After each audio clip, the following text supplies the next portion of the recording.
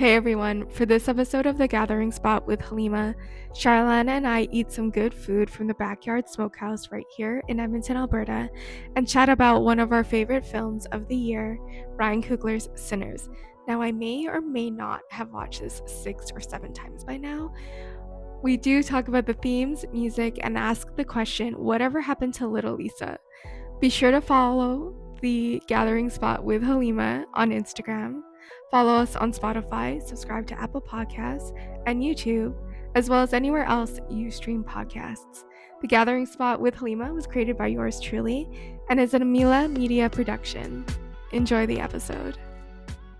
Hey listeners, hey viewers, it's Halima, and we're back with a little flip of the script, actually a huge one.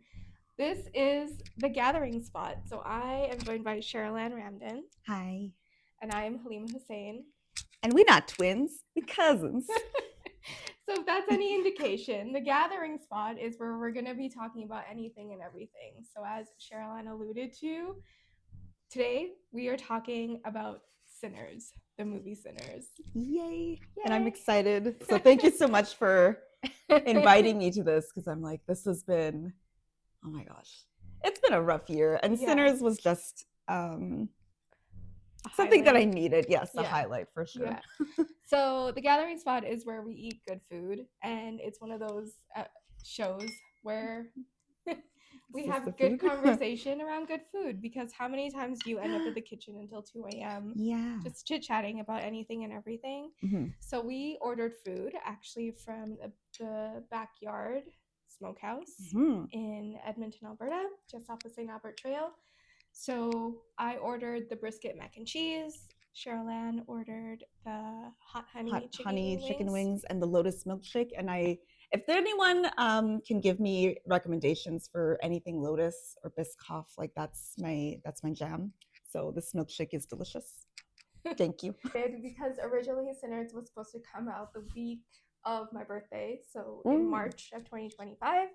We got pushed back till Good Friday, actually, weekend, I think, or the weekend before Good Friday, in April. Mm-hmm. And it came out in April 2025, starring Michael B. Jordan, starring Wunmi, I can't ever remember Wunmi's last name. Musaku. Haley Steinfeld, Miles Caton, what's his name? Delroy Lindo. I always get that wrong. I said Lewis today. I'm like, that's not right. And directed by Ryan Coogler, the great Ryan Coogler. And this would be probably their 5th, 6th collaboration. Michael B. Jordan, Ryan Coogler. 5th, because I watched the special features. They said 5th. So this is their 5th collaboration. And we actually heard about this from Deadline probably 2 years ago, because you told me about it. You were excited for Sinners, and it was like a take on like is it a Western vampire? Like what is it? So it is a vampire, essentially, at its core, a vampire movie, which is funny because I went to the movies with someone and they said they liked Sinners up until the vampires. The whole second act and third act is vampires. So, spoilers. It's a vampire movie. It is not as scary as you would think it is, but it does have its moments. What was the first thing? Okay, I should give some background about Sinners. So Sinners, 2 twins, Smoke and Stack. Michael B. Jordan plays both characters. This is his first time playing 2 characters, which I think he did phenomenally. He did. This is a good job. Just like, if you can watch any featurette about how they even did the first opening scene where you see Smoke and Stack, like, it will blow your mind how particular and articulate that the choreography had to be for them to do that. So for context, literally before coming here, my boyfriend Tim and I, we were watching the special features, and that was the last segment that we had watched of how they actually featured Michael B. Jordan in both of the roles, and they did use a body double, which body double is really very good as well. And then the technology that they had to use, it was like so many different people involved in it, and I was like, this is so amazing. And even, sorry, now I'm going on a tangent, but like the technology that they used with using IMAX, like I had no idea how how like logistical if that's the Yeah. word, but Mhm. like how it came to be. And I was like, I have a lot of respect for Yeah. seeing that. And the fact that they filmed it in both Panavision and Yes. IMAX together Yes. was wonderful. Mhm. And we'll get into seeing Yes. it and all that. So yeah, two brothers, they come back from the war from Chicago. They spoilers worked for the Italian and the Irish mob. They come back to Mississippi where they were born and raised, and they want to open a juke joint. And they are getting this juke joint from a Klans member. Um, and they think all is fine and dandy until it isn't fine and dandy. So what is the first thing that caught your attention about Sinners? I feel like even before I saw the movie, I was already invested because of Michael B. Jordan and Ryan Mm-hmm. Coogler. They're such a great team, Mm-hmm. and seeing Ryan Coogler finally do like a horror movie, Yeah. I was very interested. And Michael B. Yeah. Jordan had said that he'd never really liked the horror genre, and I Yeah. was like, okay, let's see where this goes. So for context, for me, I and Halima knows this, and Mm-hmm. whoever listens to this, but I love horror movies. I love the supernatural, and seeing a different story set in the is it 1930s? Is that what it is? 1932. Yeah. 1932, in an era of Jim Crow, Mm-hmm. and you're thinking that, oh, like when you see the trailers, you're thinking that this is going to be racist white vampires, which is actually No, not. it's not. It's Yeah, it's not. it really subverts your expectations, which I Yeah, do I appreciate. do. Yeah. Um, but I don't know. I was already invested, I guess. Yeah. I don't know if that answers No, the question. I guess the idea of like black vampires too, right? Mhm. Like Vampire in Brooklyn. Yes. Or what's that movie that came out on Netflix during pandemic? With the kids, the In the Afro-Latino Bronx? kids, something in the Bronx, Vampire in the Bronx, Vampire in the Bronx, I something like think. that, right? Yeah. Like it's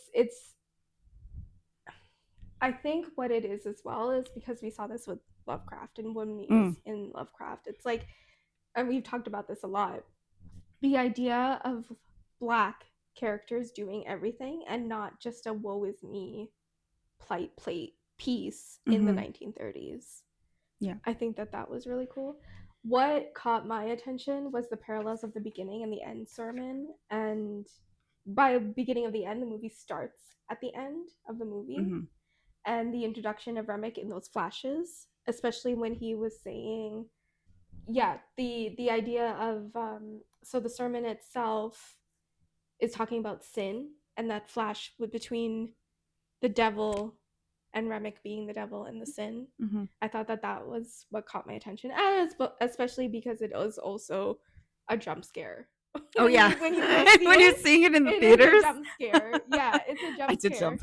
I did jump, and I did jump at the snake bit, and I jumped at the snake bit multiple times, and we'll get into that. But yeah, just the parallels between that sermon of when we're introduced to Sammy and Remick in those flashes were really is what caught my attention, and I was like, oh, this is different. Mhm. Yeah. And I Yeah. like when something starts at the beginning of the end. At the end of the beginning. Yeah, and I then you like, watch it yeah. back, and then you're like, oh, okay, so this is Yeah. where it's starting. This is where it ends, and then it just ties everything nicely Yeah. together in between.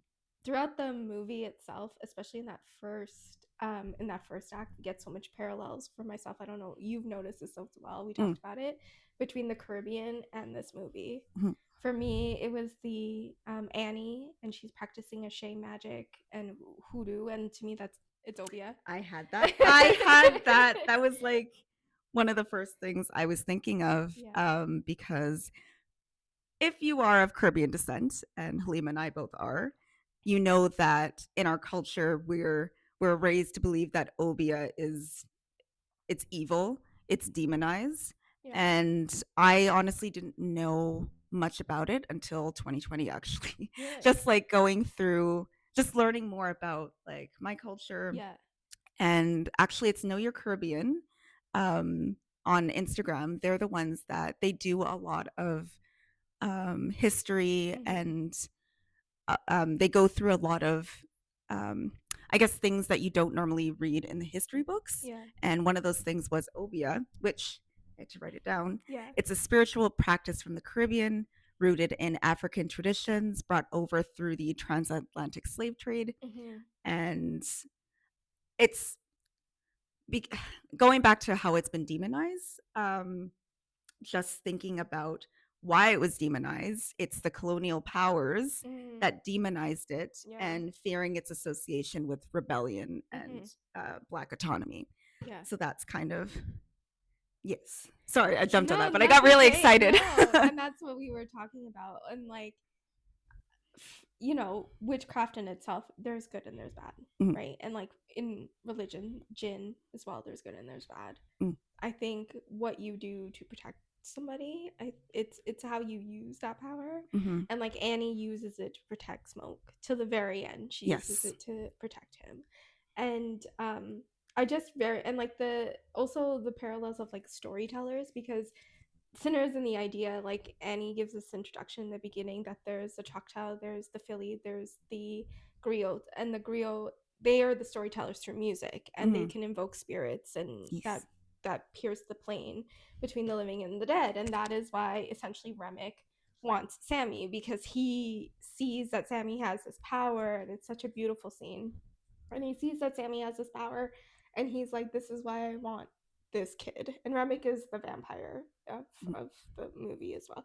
Mhm. So he's like he the idea of storytellers in the Caribbean as well, and indigenous culture, like it's huge in Yes. indigenous culture as well. Mhm. And just the folklore behind it, and you can just the ties between that, I felt like, oh yeah, this is a story that I can get into. And then another parallel is two of the characters are Bo and Grace, and they are Chinese, and they go to Mississippi, and they talk about the Chinese heritage was very prevalent in the Delta in Mississippi. So the enterprising for that, like they had a market for the white side and the black side, and Grace was on the white side, Bo was on the black side. It just reminded me of Guyana, because like if I've Mm. gone to Guyana, there's lots of Chinese developers and Yeah. shop owners and everything, and the influence in our foods and what we eat as well. Yeah. So because they had a market for everybody, especially when it was like time of civil unrest between the Afro and Indo Caribbeans in Guyana, like Mhm. they were the neutral party that Like had the the go thing. between, Yeah, they had the essentially. go. They were the go between. So that to me, that was the parallel between the Caribbean and the movie itself. Oh, I like that. I had a few more Yeah, things, because you had mentioned the folklore. yeah. So Caribbean folklore, as you know, is very rich with, we got a lot of things going on, in terms of like supernatural beings. So, like for example, dupies, which are ghosts or spirits. We have sukoyans. I had a huge discussion with my cousin that I found out that we're cousins somehow. Anyway, that's another story. But she's or the sukoyans are shapeshifter bloodsuckers, so kind of similar to a vampire, or jumbies, Yeah. demons or boogeymans. So I know that Annie spoke about a haint at the beginning. Hate, yeah. Yeah, and at first I was like, "What the hell's a haint?" Like I'd never heard Yeah, that I before. I haven't don't know, heard it. you had? No, I hadn't heard about a haint either. Yeah, so I looked it up. It's rooted in African American culture and the Gullah Geechee people of the American Southeast, that refers to a malicious or restless ghost or evil spirit. So I think sometimes these supernatural beings that we create, they are kind of allegories for oppressive forces, because Mm, sometimes these supernatural beings, they're essentially holding you down, mm-hmm, or they're just after you constantly. mm-hmm. And so maybe that's kind of, and I think Annie, what did she say at one point? There was a line she said about the haints, like what they do. The haints are Um, just the haints are they the haints are the ones that suck the soul out of you, mhm, something like that, because the vampires have no soul. right. Yeah, Yes. something like that. Yeah. So I found that interesting. Yeah. Yeah. I also, so I think music, and I know we're gonna touch on music like in Yeah. its own section, but music is very much a part of Caribbean Yeah. traditions. Like we have reggae, calypso, soca, chutney. And I think all of those things, like, they serve as spiritual and social Yeah. functions for us, and it's a way that we can connect with Yeah. our ancestors. It's a social gathering, and so Mhm. that's what I took from the juke joint, Mhm. which was a way of everyone was able to express Yeah. themselves in that moment Yeah. through music, through dance, Through food. through food. Yeah, Annie was Yeah. there with the food, and Yeah. that's our culture too. Yeah. So, and we just had Kara West a few weeks ago, and that's pretty much Yeah. a That's what people come for. yeah, And that's what it is. huge celebration of emancipation and freedom. Yeah, and that's why they Um, dress up in Carrie West as yeah, well, right? yes, Because it used to be to make a mockery of their slave slave owners. owners. Yeah, Yeah. yeah. So I thought that was yeah. So I like this question because I was like, oh yes, what There's is so my many. tie? Because I'm not African American, but Yeah. still black and have those ties Yeah. How do to we connect Caribbean. with it Yeah, in a way? Yeah. yeah. There's so many themes in this movie. For me, I guess, yeah, I'll go with you first. What are Hmm. some of the themes that you noticed within this movie as you're watching it? Okay, so I felt like I focused so much on like the Caribbean, the movie. I Yeah. only had one theme, but obviously you're gonna have more. So I think with the vampires, especially the white ones, it was just feeding on black Yeah. musicians, symbolizing how black culture, or specifically African American culture, especially music, has been historically commodified and Mm-hmm. drained, if you will, Yeah. by white industries. So I'm Mm-hmm. thinking blues music, Mm-hmm. jazz, rock and roll. Like Yeah. these are all art forms created from African American people, Yeah. and they're suffering. And it's just later repackaged by white performers or what have you. But Yeah. yeah, I guess that was one of the things I was taking from that because I was like, what does Remick want? To be honest with you, these are the questions I had. So Yeah, yeah, go ahead. he wanted Sammy's music, like Music. his voice, to see his ancestors. Yeah. But what was he going to do with it? Like, But he can I, see more than his ancestors. But mm, also, Remick, if he takes your played by sorry, we didn't say this, but Remick is played by Jack O'Connell, O'Connell. Yeah, Skins. from Watch it. Skins. Yes. So yeah, Remick is played by Jack O'Connell, which he's excellent. Mhm. Because he wants Sammy's power to see his ancestors, but his Right? ancestors hold a knowledge that he doesn't have. Is that what he did? He say that? He didn't say Okay. but that's because remember because his whole big thing when Bo and him were trying to get Grace and all of a sudden he can speak Cantonese, Right. he's like Bo even said he can see what I know Mm-hmm. and you and I can see what he knows. Yeah. So I think it's just a transfer of knowledge to have all that knowledge. Interesting. Okay. Because I think that was the one thing I was like, there's a plot hole here. Because I get what you're doing, but yeah. then are you just gonna make him play forever? Like, what's But your then goal? Is to Remick knowledge is power. Yeah. So does it mean that he can carry on and be that power? Mm. Right? Yeah. And you said the thing about music, you know, how they take black music and turn it into white music and without the credit. Delta Slim actually said that. Oh, when did? They were in Yeah, the yeah, car, and I pointed oh that my out God. when he Yes. was like, black people like the blues just fine, they just don't like who is making it. Music can be created by black people, but white people take the ownership of it, right? And it's the tale as old as time. I think that's that saying. They like what is it? Is it they like our rhythm but not our blues? Yeah. As in something you're good with having like yeah. this entertainment for you, but yeah. you don't understand yeah like the suffering or trauma that comes with it.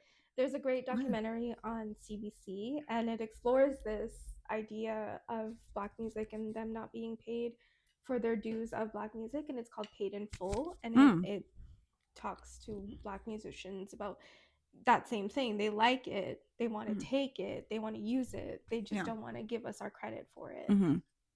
Yeah, and I like that Delta Slim said that. I had that. It's nice you brought it up because I had that as one of my like remainder points of what stuck with me, because it's like for someone And when you meet Delta Slim, you think he's just like an old drunk that's like on the railway making his music, but he's lived a life, and he's wise to the world of how it works, right?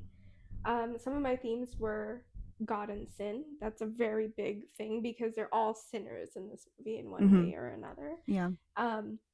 I don't know if you noticed this, but like, so at the end of the movie where Sammy is being baptized by Remick in the pond because, you know, Sammy starts saying Our Father, but Remick is like, "Oh, you think you're gonna get me with the Our Father? We were oppressed by the Our Father because he is Irish." Yes. And so he talks about his oppression from the British at that time. And he's like, "Yeah, they tried to trick us with that too, saying like God is the savior, God is the one that will save you. You should fall under us because we are right."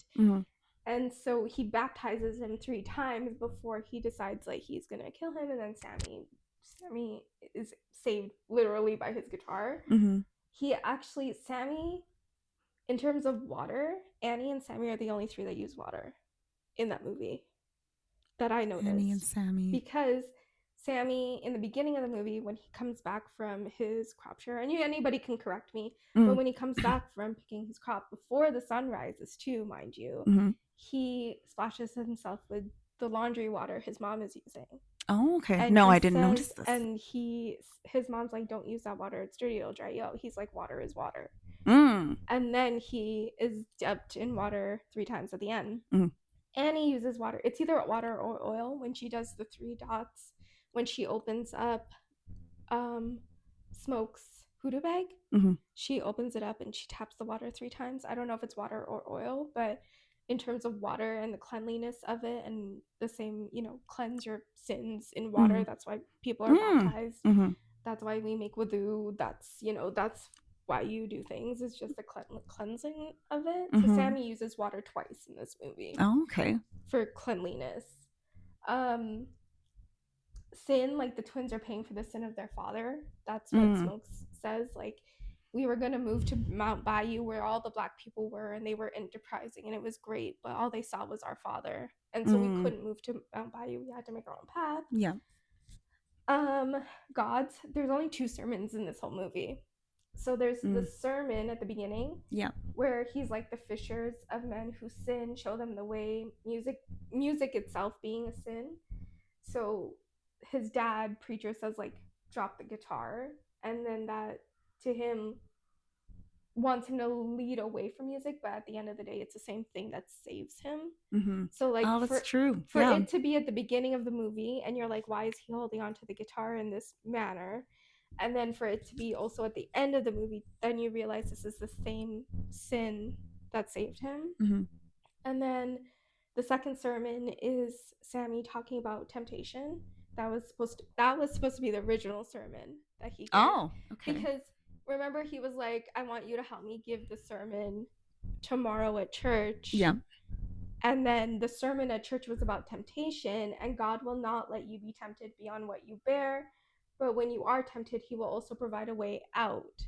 So the guitar being his way out. And then you see, as the beginning as the end, you're like, oh, the sermon is about sin, not temptation. So I thought, God and sin in that way. And then when he says the devil we know, Remick is the devil that they don't know. They had no idea that like, Remick was going to be that devil. Yeah. And like, when the preacher also says like, you end up dancing with the devil, one day he'll follow you home, like, and Remick followed Remick followed him to the juke joint, right? And then our smoke and stack, the ones that follow him is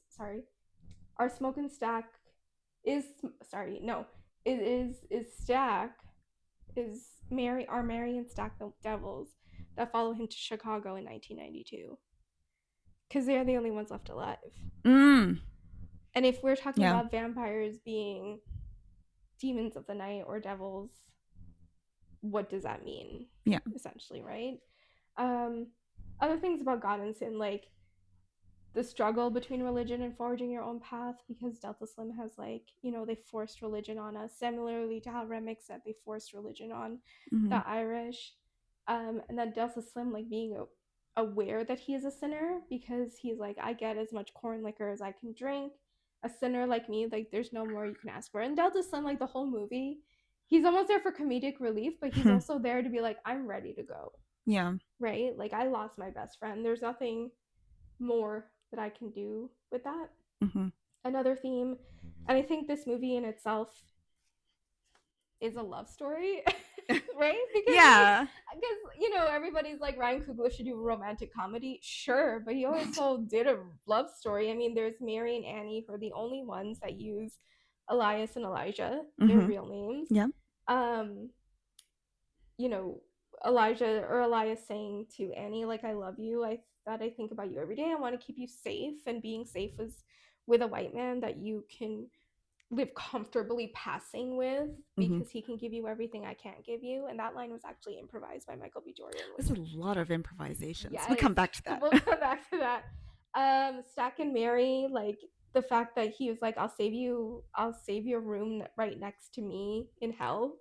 And they end up together in a sort of their own hell because all their friends and their family are gone. The love story between Smoke and Stack, that brotherly love, like Smoke always looking out for Stack, and then Stack always looking out for Smoke, but wanting the best, what he thinks is the best for him, and wants him to relax a little bit, even like wrapping his cigarettes because he has tremors from the war. Yes. Did we talk about that, or did someone? I thought someone told me that, and I was like, oh. I figured that, like, I saw that one. I'm like, because by the end of it, when he's wrapping his cigarettes, and I was like, well, he's not scared of the vampires because he knows that's the end of that. He has tremors. That's why he can't roll his cigarette. Fascinating. And why he can only, like, use a pipe. Annie, she's heartbroken with Stack was the one who tried to turn her because she was laying there and she's like, not you, like anybody but you. And that's something so personal, not to have Stack be the one to do that. Sammy, for his love for music and the guitar, also the twins and the admiration of him as he was younger being Stack, even in the costume, and you're wearing a fedora today. Yeah. Even in the costume and the colors, and then as he gets older, he's in the blue and he's in the Peaky Blinders hat, and he's much more subdued. And then I think Remick just wants everybody's love. I think so. I think the most hilarious is like the fellowship and the love. Like I think he just wants everybody's love because I think it's the thing he didn't get. He's the oppression of not having that. I think he wanted family too. Yeah. That I think the family.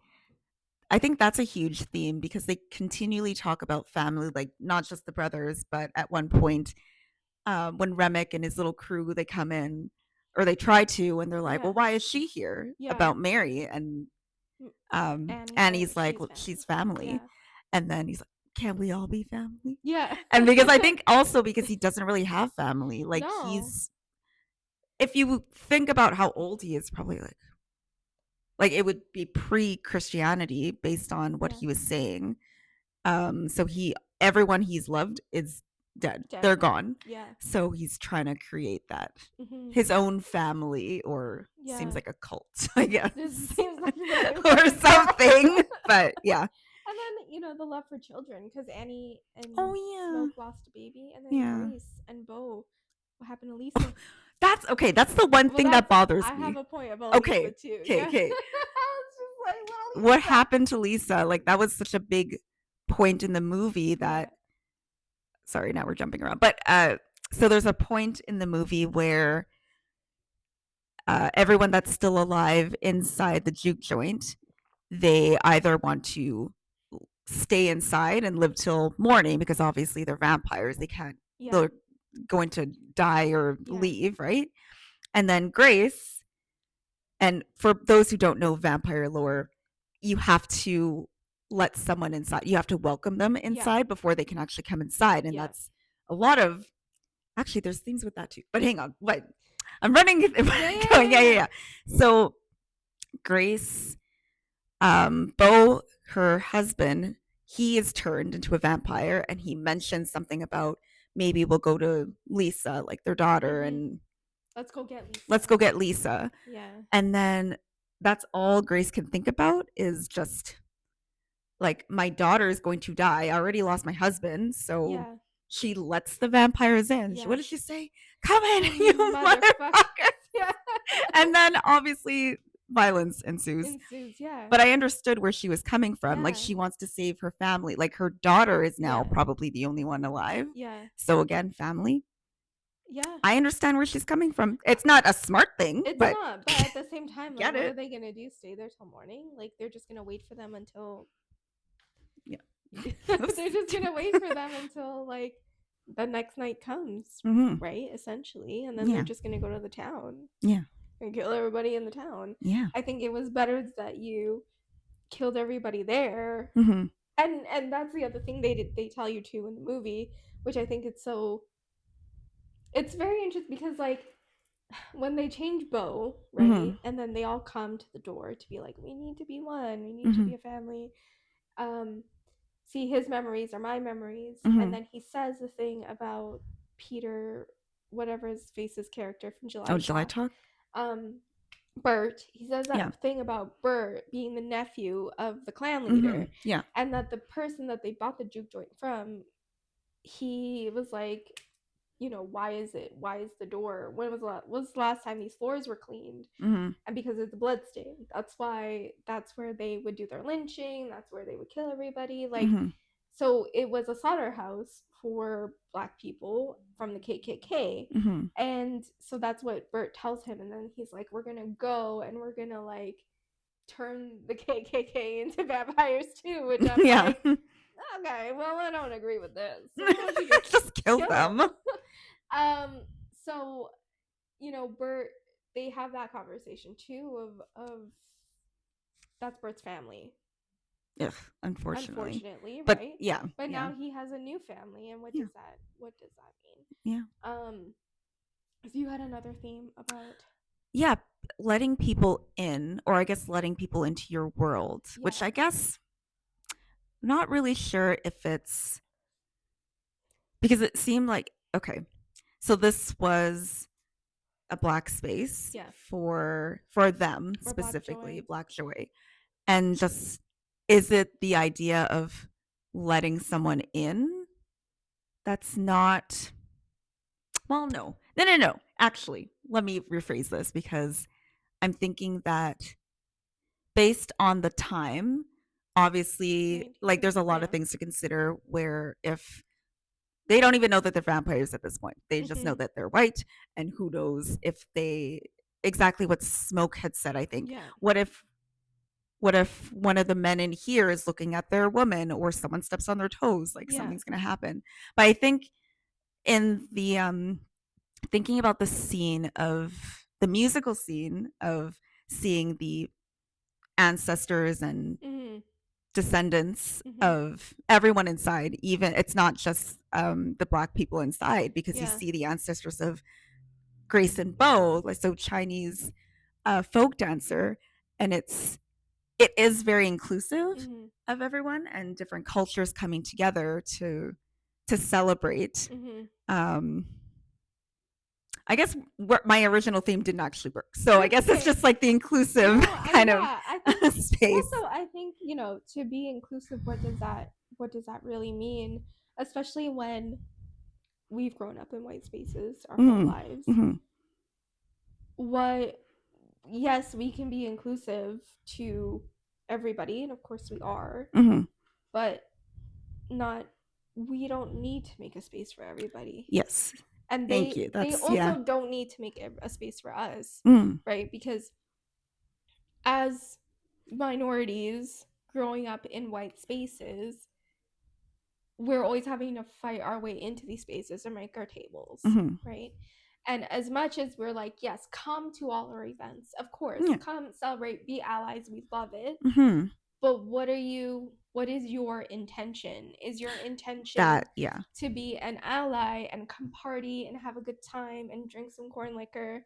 Or is your intention to take our memories and our life force and be the culture vulture? Because vultures were very prevalent as a theme in this, as there's flying around.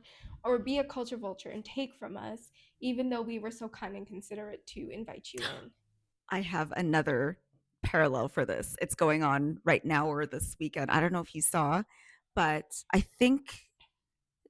can't remember which carnival it was. Was it Nottingham Carnival in the UK? Yeah.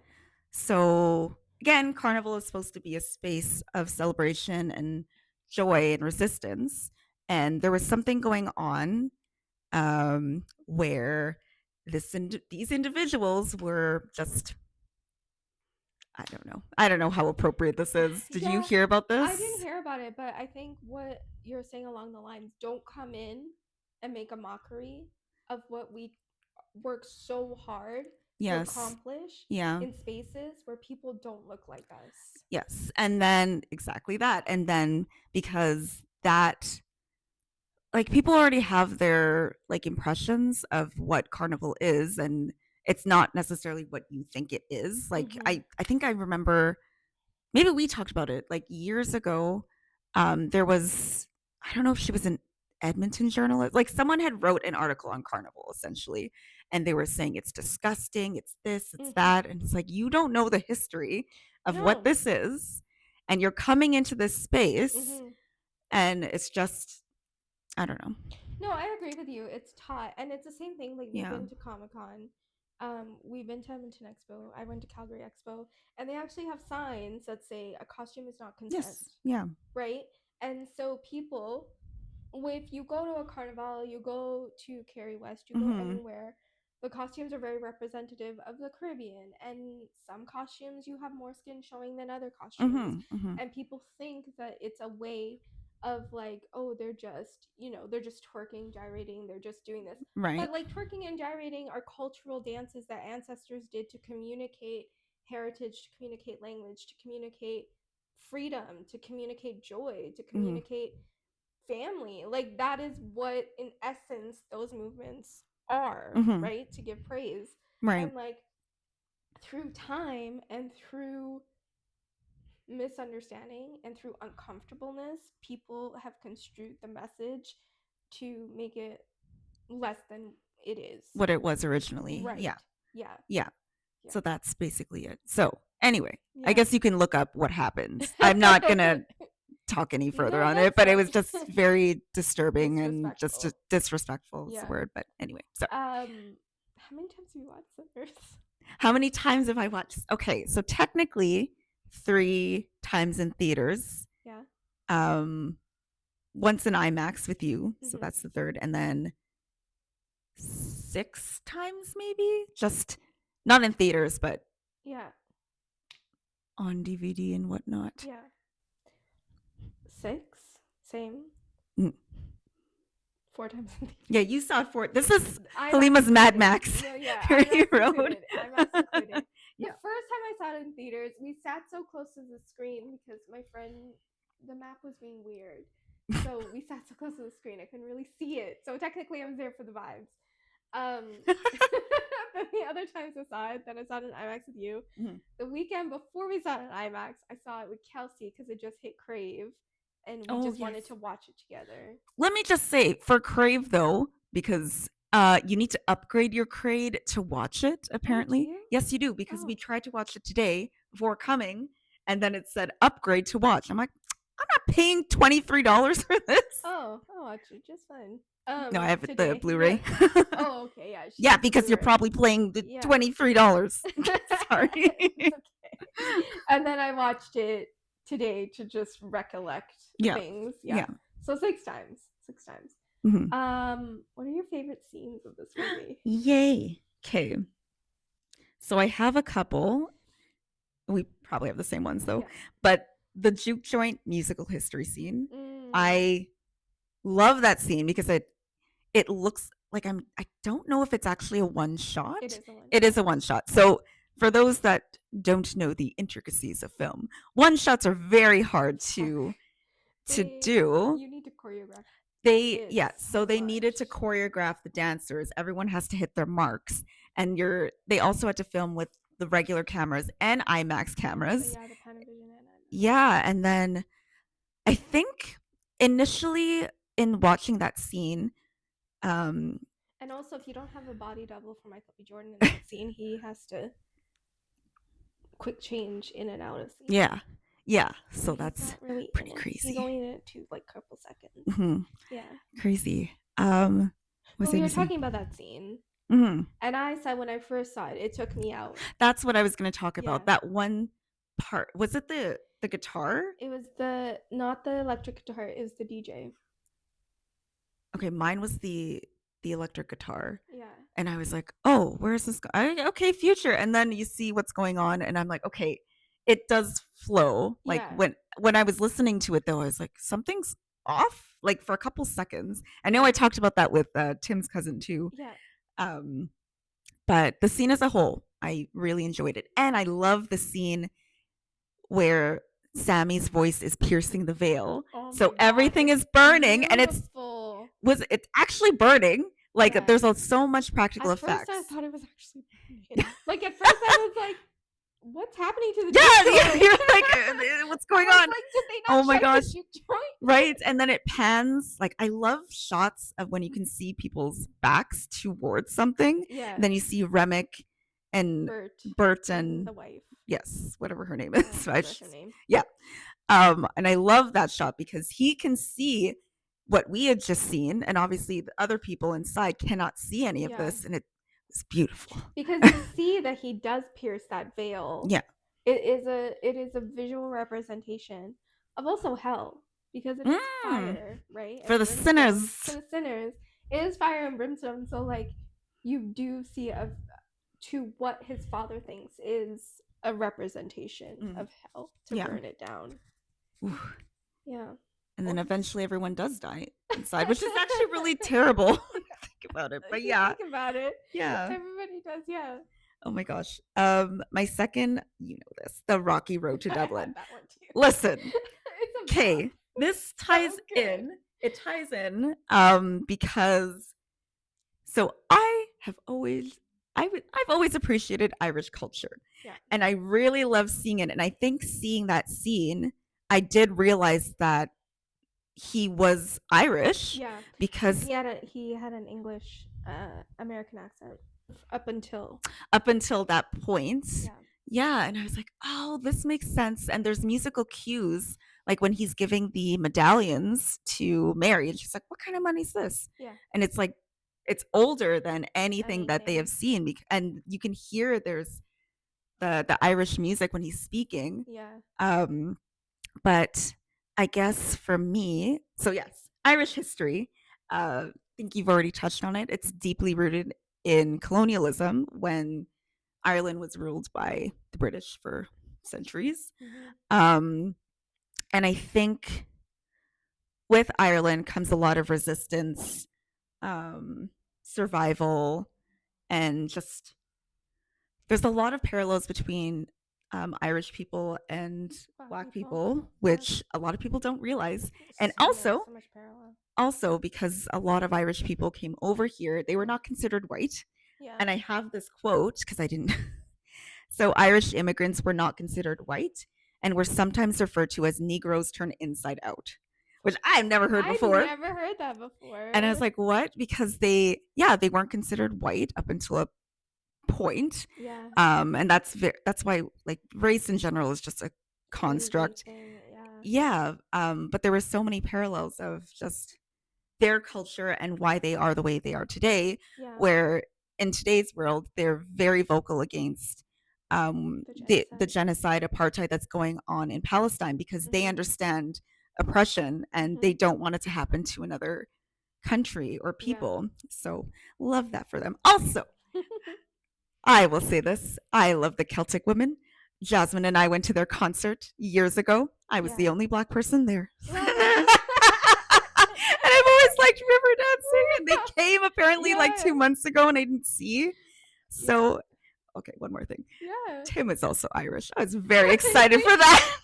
Had you known that when you first started dating? No. Oh. Well, yeah. Well, I mean, when we started talking, we know he's spicy, but I was like, you're Irish. You're Black Irish. Love it. Love it. Okay. I think I'm done now for that. My mom also loves Irish dancing. Like, we had this neighbor, and I was friends with old people in my life. So we had this neighbor, and she would also always borrow the video of the Irish dancing. And I love it. Over and over it. Yes. And like even as kids, we had linoleum and we would put on our little like white shoes that every Caribbean kid had. And like you would just dance and try to Irish dance. Yes. I would jig. And I was like, I cannot Irish jig now. The next time they come, because I had no idea until like 2 weeks after they had come, like Riverdance, and I was like, okay, I would love to go and see it. So we were going to see it. Cheryl-Ann wants us to choreograph a dance flash mob for her wedding. Well, Irish dance. Oh yes, that too. I want this, Tim. I want this at our wedding because it is fantastic. We're doing it. Doing everything. This dance. Doing everything. Oh my gosh. My favorite scenes, the vulnerability between Smoke and Annie in the shop, especially, because they just feel like a couple that can't. Even she says it. She's like, your body remembers me, and like they just can't do without one another. And I thought that was so beautiful because like when I watched it in the theaters with Sydney, I cried at that scene because it was just like she loved him so much, and and you know the doing the 3 splashes. 3 is a very big number in Islam as well, 3 and 7. So like that it's just that protection that got like you believe in something bigger than yourself that can protect you and your family. So the vulnerability of the two of them, and like even when Annie's like, you have to be the one, spoiler, Annie dies. They all die. But like you have to be the one to kill me because we have somebody waiting for us. And like that's, you know, that foreshadows that Smoke isn't gonna make it either. But you know, we have somebody, like their bond is so strong that they find each other in the afterlife. And like in Islam, we believe that as well. So like when the day of judgment comes and you're like, hopefully you get to heaven, like you're reunited with like either your spouse that you're meant to be with and your whole like your family. You can see whoever you want. So like that idea, like that stuck out to me at the very end when he's reunited with everybody, because especially the baby, because also in Islam, if a person who is can give birth, if they keep their baby, but their baby, like if they miscarry their baby or whatever happens to their baby and they never got to meet their baby, they get to meet their miscarried baby. I love that. Oh my gosh. Oh, that's beautiful. So I really love that. And then wait, sorry, can I interrupt you? Just with the love between those two. I don't know if you heard this, and I heard about this afterwards, but people didn't realize that she was the love interest of him, and that pissed me off. Pissed me off so much. Talk about it. Okay. So people were in uproar because Wimney is a full-bodied, beautiful African woman in so many things. In Lovecraft Country, in this other horror movie, in Loki, in His House is so great. You should watch His House. So she's unapologetic in her body. She's beautiful. She's a great actress. So smart, and like people were up in arms because I have anti-arms too. Like they're just thicker arms, and because she's not your stereotype of either light-skinned Black woman or, you know, slim, thick Black woman. They were like, why is his love interest this fuller, thicker woman? And like, because in Black movies, a fuller, thicker woman were the Hattie McDonald's, who were the mammies. That's it. Aunt Jemimas and the mammies. And that's what people associate with this. But I'm like, no, she's a real fucking woman from the South. Like, and like, she can ride down on Michael B. Jordan. Of course she can, because she's a woman who desires and loves and experiences loss and trauma and happiness and joy, and like takes care of people. And like, you know, I was just like, so people were up in arms. But that's the thing, like it's socially acceptable for Haley Steinfeld to be a love interest, and no matter how crooked, weird, or whatever her character is, but you can't have a woman who is full-bodied and darker skin with kinky hair be a love interest. Like, it's fucking 2025, and love comes in every shape, color, and size. Like, and the fact that they thought that she was his mother, where I'm like, they're the same age. I don't understand how you think that she looks older. Like, than him. We're like, we know Black don't crack, but I mean, that's not what they mean. That's not what they fine. Yeah, I That think people thought that she was the auntie, she was the mom, she was like she was the nurse, she was like the old hoodoo lady. Like, yeah. fuck. I'm so mad. Sorry, I just had to That's bring that okay. up because No, I that's was like, fine. that's so fascinating Yeah. that you like your brain is programmed to think that way. Because it's not something that they can socially accept. Right. I saw this thing today, a TikToker posted, and she was like, you lost all that weight and all of a sudden people think you're pretty, and she's like, no, you were always beautiful, you were always pretty, you were just now socially acceptable. Oh my gosh. Yeah, you were just now socially acceptable. Ugh. We need to do better. Yeah, agreed. Another favorite scene of mine was the car scene with Delta Slim, Sammy, and Stack riding through the cotton fields. And Delta Slim was telling the story about his friend Reese, about how Reese was like, no, I'm going to do better for myself and take my money and peace. But then he got lynched and they killed him. And then at that same time, when they're telling the story, in the background, you can hear what's happening. The story is through sound. And that just reminded me so much of like those radio stories that they used to play on CBC. I still listen to them. Yeah, it reminded me so much of that, but it gave so much also of a visual of what was happening at that time. Also, that scene was also improvised. That's what I was going to bring up. Yeah, that take was improvised because at the time, Delroy Lindo was saying like they were driving, and Ryan's like, let's just drive it out, and he just started humming, and then that's when Michael B. Jordan was like, you have that guitar in your hand, play something, and that scene was improvised. And I thought that was great. That was wonderful. I just learned that this week. Yeah, I had no idea, and I was like, that is fantastic. I couldn't believe that was improvised. It felt so real, and you could feel his emotions in speaking. And oh my gosh, I was about to tear up because it's an awful story. It's an awful very story. powerful though. Yeah. So the sequence of I Lied to You, and then the introduction of the twins, because we talked about it too, like at the very beginning, like how they captured both of them, and it was just so flawless. Like, if you have a chance to watch the featurette of how they filmed that scene, like him passing the cigarette, like he had to pass the cigarette but then wait as he's passing it and line up exactly at the same time as to receive the cigarette, like fantastic. And especially because we had so much anticipation behind this movie, and then you finally see them and you're just like, wow, this is fantastic. The Rocky Road to Dublin scene, one of my favorites. Also, this is just like more of a okay.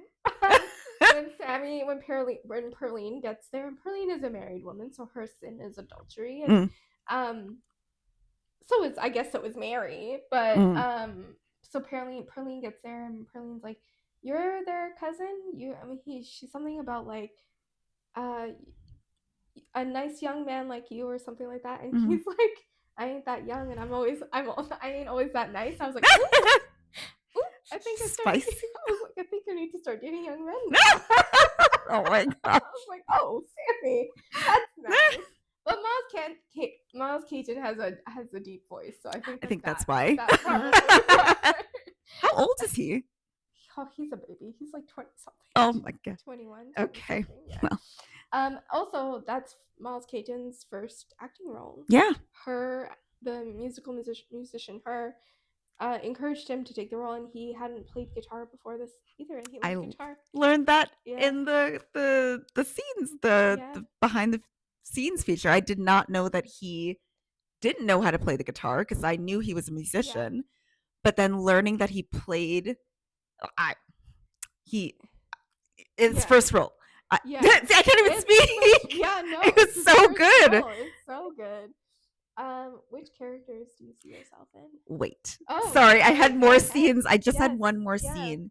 So the very end scene where Sammy, spoilers, in his old age, played by Buddy Guy, he's talking to Stack and Mary in the 90s, and he's just asking them, what did he ask? He asked them if he thought about that day Yeah. It was one of the best days of his life, He's even like, though. sometimes there are nights where I wake up in a cold sweat and I still think about that day. Mhm. But he's like, but before the sun went down, it was the best day I've ever had. Yeah. And Yeah. this is the scene that I cried because Stack starts explaining that it was the same for him. It was his last time he saw his brother. It's the last And time then he's you're seen the seeing the sun. sunrise, and the sunrise is where I killed it, like stuck with me because Yeah. I'm like Black Panther and Because just at the scene in Black Panther, Michael.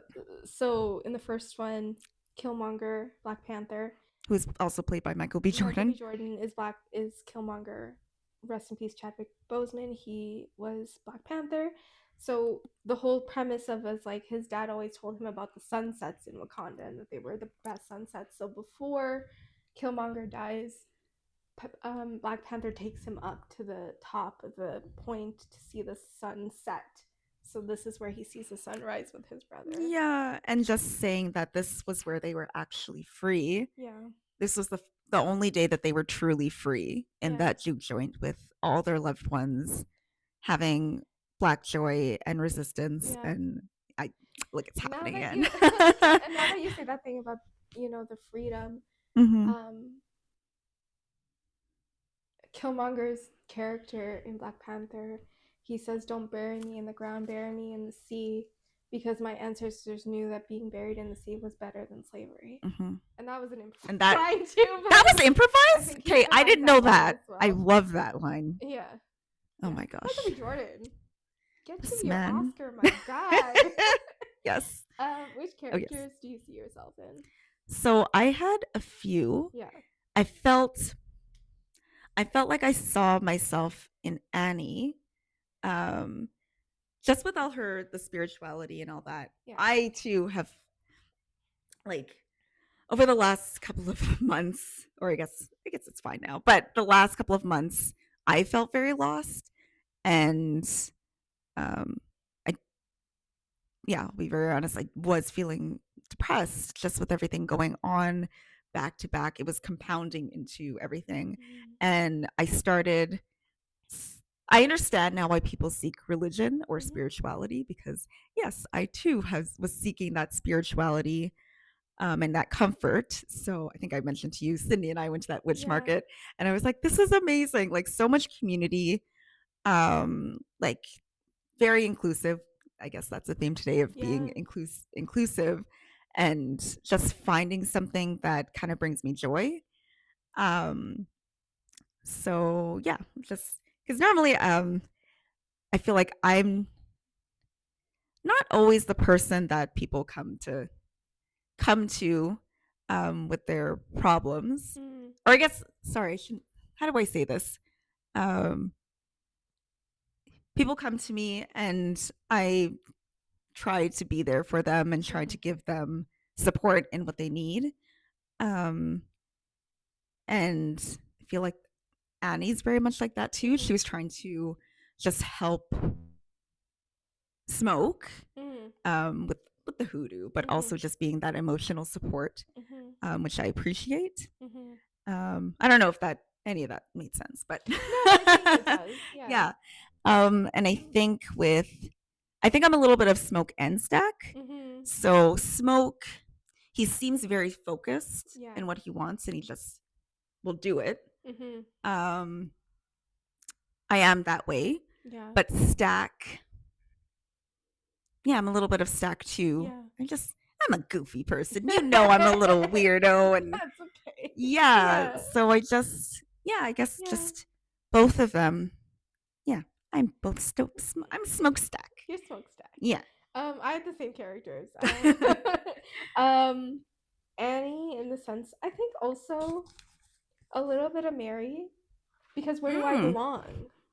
Right. Oh yeah. Because we've Identity. talked about identity and imposter syndrome and like do how many worlds can a person straddle, Mm-hmm. because you know and the theme of Sammy being the person that can pierce the veil of two worlds that you can straddle at the Mm-hmm. same time as well.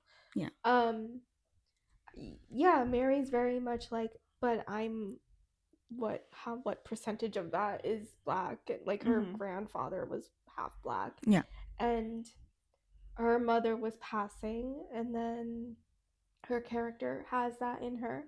And then, where even the whole thing with the Italians and the Irish, like where do you have to kind of split up in order to fulfill a need that you are working towards. I mean, what they were doing is shady, but yeah. but yeah, I think like with Mary, it is that it's like, do I straddle so many worlds of, am I not enough for you? Am I not brown enough? Am I not Canadian enough? Muslim enough? Westernized enough? Like, what? How many worlds do you straddle, and where do you live in that world? And the thing that she's like, I didn't want to be white. I wanted to be with you. I didn't want any of the circumstance or any of that, right? Like, I just wanted you, and you couldn't see me or didn't want me. And, the fact that, again, to that line that Stax says, where it's like, I needed to protect you. Yeah. And that's the best that I could do to protect you. Yeah. So, Mary. Yeah. I loved this because it reminded me of all the things we grew up with. Supernatural and Buffy and vampires. Sammy.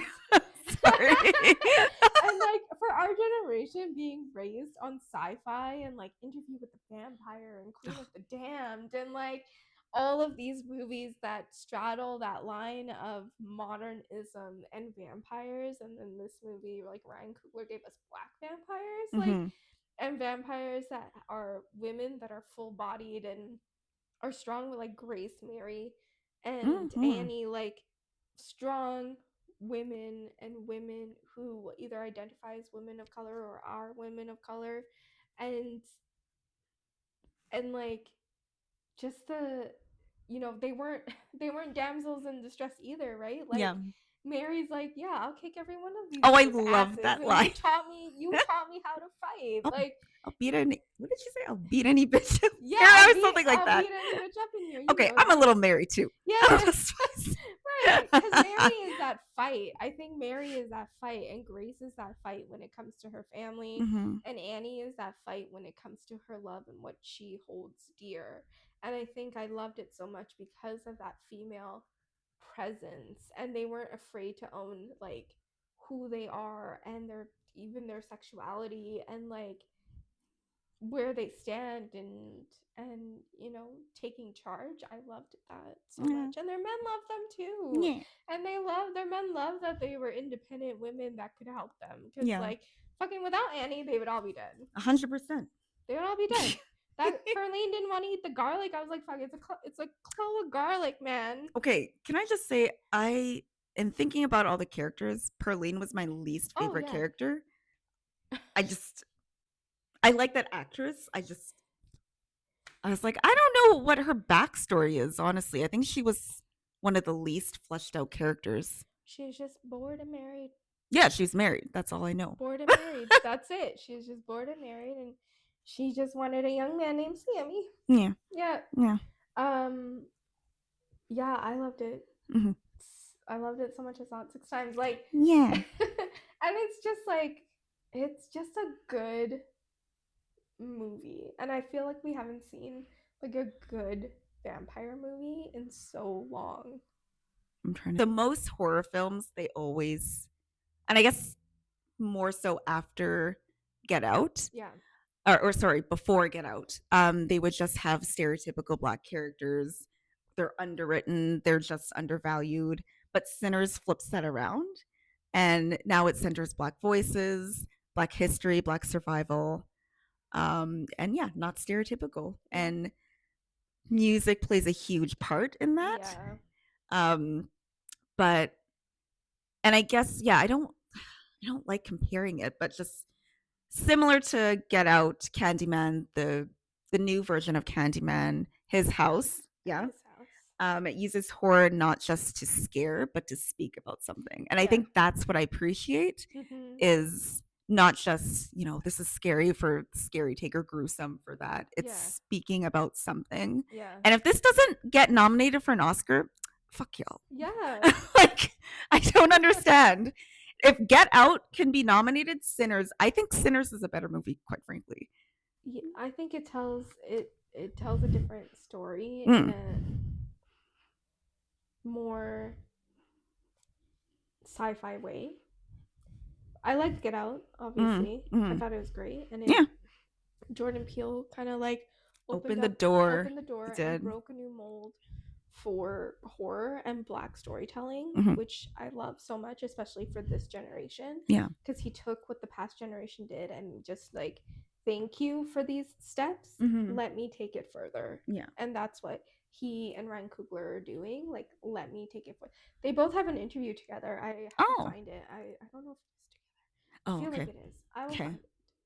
Cole's notes. I will find Okay. it. That's but cool. I'll send it to you. But yeah, it's just yeah, I freaking it's expanding a world where people can be seen. Yeah. Especially thick black women. Yes. Which yes, thank you. The music. Go ahead. Oh yes. Yeah, you talking about the music. Did I even write it down? Oh, I didn't even write it down. I was just like, yeah. About it. I think, and I can't remember if we did talk about this, but I feel like the music is another character. Mm-hmm. And that reminds me of what, like, sometimes, like Guardians, sometimes the music is just another character where it's adding to the atmosphere. And I loved is it Ludwig or Ludwig? I think it's Ludwig. Okay, Ludwig Göransson. The way he does musical scores. Yeah. Sorry to interrupt. Oh no, go ahead. He and Ryan Coogler went to school together. They did. They were roommates. Sorry, the way his music. No, the way he's able to, like, each scene. Like, I was listening to it on my way over, actually, like the soundtrack, and the beginning, it's that kind of bluesy, kind of folksy music, and then when the vampires come in, it slowly turns more into rock, chaotic, metal. And I was like, I love this as a past emo girl. Past emo scene girl. I was like, I love this so much. Yeah, and I think in one of the woman that plays Perlene, what is her name? Is it Jamie? Jamie. Yeah, she was saying, like, this is a musical. Yeah. Like, and you think about it, I'm like, yeah, I could see that as a musical. Like, honestly, it just flows. Yeah. Like, it's something that sticks with me, and I appreciate that in musical scores. Yeah. Yes. I wrote that down. I was like, music. Did Ryan Coogler write a musical? Oh, funny. Because it is. It is very much that. You get periods of, like, you know, Delta Slim playing the harmonica to tell a story. Then it's Delta Slim and Sammy collaborating to tell a story to entice people to advertise to come to the juke joint. And then it's Sammy singing I Lie to You and piercing that veil between the living and the dead. And then it is even Remick and the Choctaw that you know, you have that score when the lady, I can't remember her name, but the KKK lady, she gives this, like, and I wrote it down, like, that's the best horror scream I've heard in so long. Like, it was great. But she says has that scream, and then you hear a rock score go up as she has to set the pace now, because this scene itself now sets the pace for the second and third act of like mayhem is about to ensue in this, and music tells that so beautifully. And even when you're, you know, every couple has their own theme song as they normally do in a movie, but even Little Light of Mine, like Sammy being the light is the thing that kills the vampire, but Sammy even being that light that can save himself, because that's essentially what he did. I mean, if he didn't hit Remick in the head with the guitar, he wouldn't have saved, like, he wouldn't have had, like, Smoke wouldn't have had the time to jump off the thing and like stake him. So music in itself is the story of this movie, right? Like, if this was the 1900s and like everything was just picture and you just soundtrack, it could tell its own story. Yeah, 100%. Yeah, if it didn't have dialogue, that's what I had the music. I think that's what I appreciate then, because I think you're so right, because even when I was driving, I can see like each song, I can see Yeah. each scene, Yeah. which I appreciate. Yeah. Let's talk about Remick for a second, and then we're gonna talk our top 5 songs. Okay. Remick was amazing. We talked about this. We alluded to this in the beginning. You said it. Like, I am so glad they made him Irish, because I think if they made him a British vampire, that they always do, it wouldn't have like you said, it wouldn't have conveyed the message it needed to convey. And like, he played it wonderfully, and Remick gave respect. I think that's the thing about Remick. He's still like, Remick is honestly, he is the fellowship and love, because he called the Choctaws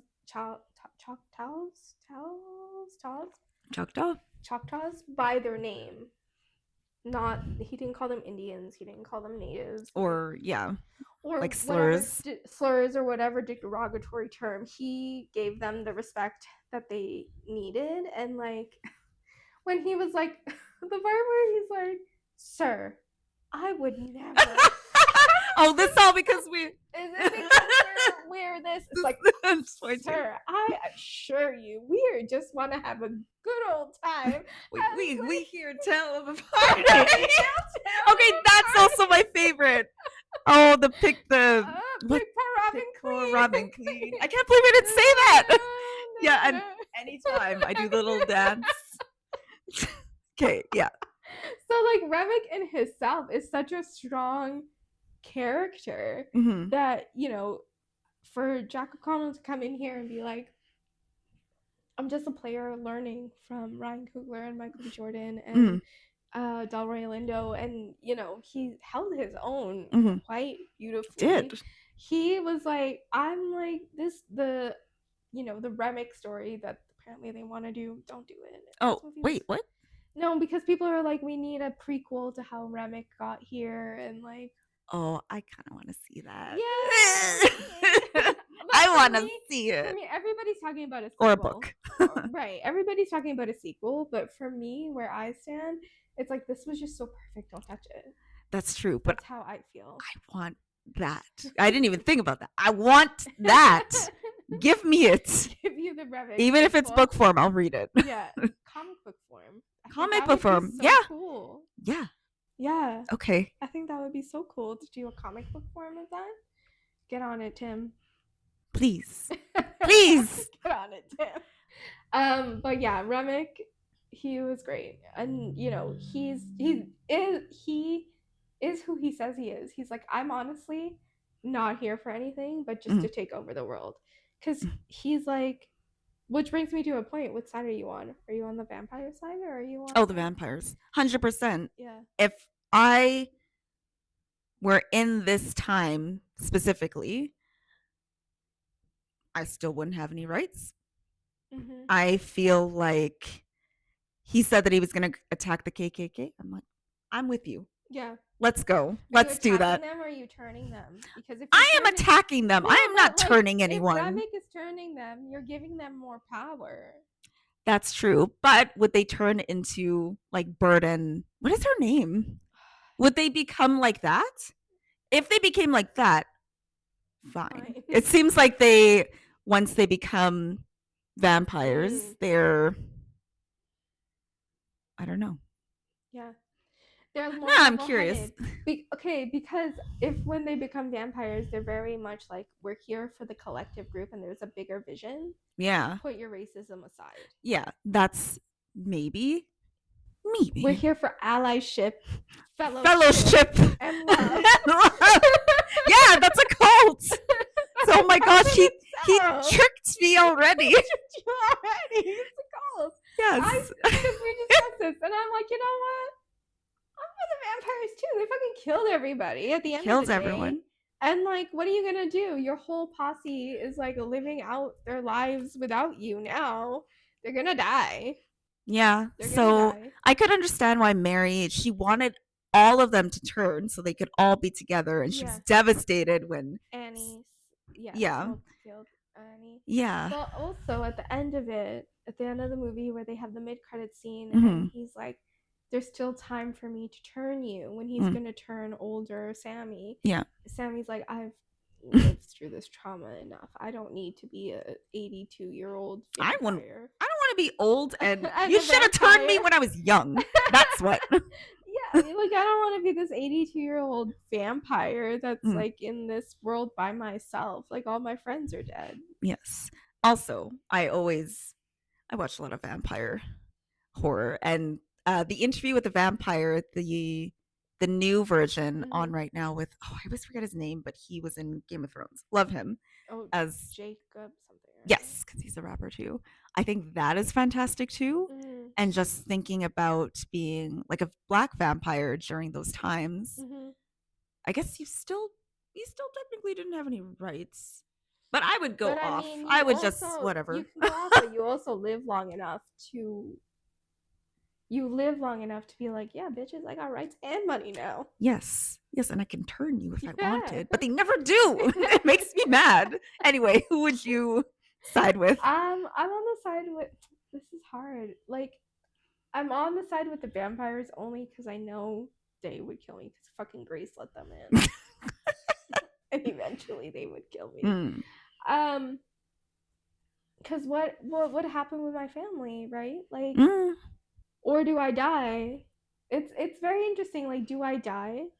Because if I turned into a vampire, everybody that I love dies. Yes, if they're not. That vampires. Is true, and that's harder to live with.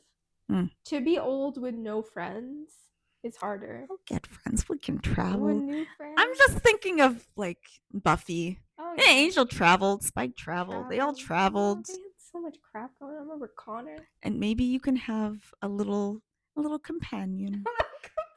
every country. Every country have a little companion. Different area codes. Yes. Hoes and different country codes. Oh my gosh. Cheryl-Ann, what are your top 5 songs? Okay, so I wanted to go with a blues theme and bluegrass kind of folksy music. Yeah.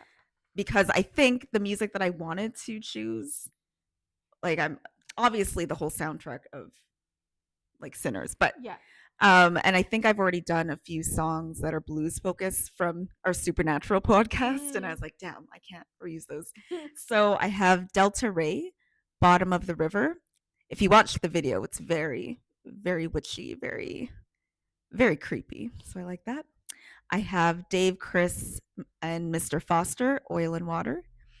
The Heavy, Short Change Hero.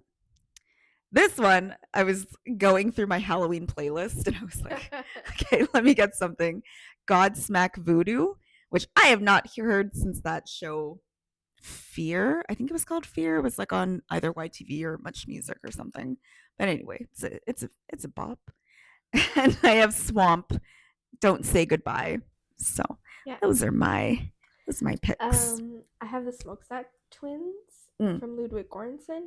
Because I told to Cheryl-Ann this, it reminds me so much of Supernatural, especially when they're doing their intro, sort of like twangy, easy, bluesy vibe, like what the brothers that normally do. So, the Smokestack Twins, Last Time I Seen the Sun, Alice Smith, Hustlin' by Warren Treaty, Black Leaves by Kirby. And then Sweet Home Chicago by Robert Johnson, who heavily influenced this movie because Ryan Coogler's uncle was a huge blues listener and fan. So this is like an homage to his uncle. But Robert Johnson was a blues singer who Supernatural covered him as well, about the Crossroads Demon and how you make that deal with the devil to have your life carry on.